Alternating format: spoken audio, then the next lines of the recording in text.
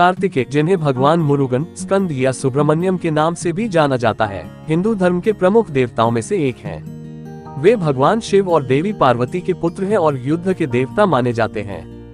दक्षिण भारत में उनकी विशेष रूप से पूजा की जाती है, खासकर तमिलनाडु में।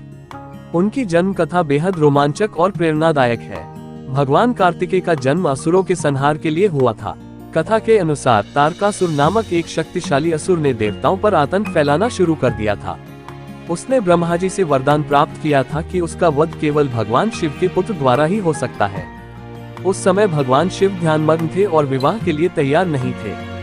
इस कारण देवताओं को चिंता होने लगी कि उनका उद्धार कैसे होगा। सभी देवता भगवान विष्णु के पास गए और उन्हें समस्या बताई। भगवान विष्णु ने सुझाव दिया कि शिव और पार्वती का विवाह करवाना ही इसका एकमात्र समाधान है, क्योंकि उनके पुत्र के जन्म से ही तारकासुर का वध संभव होगा। इसलिए देवताओं ने भगवान शिव को तपस्या से जागृत करने के लिए कामदेव को भेजा। कामदेव ने अपने पुष्प बाण से शिवजी की तपस्या भंग कर दी, जिससे शिवजी ने क्रोध में आकर अपनी तीसरी आंख से कामदेव को भस्म कर दिया।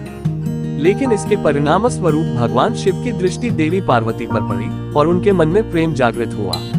इसके पश्चात शिव और पार्वती का विवाह हुआ।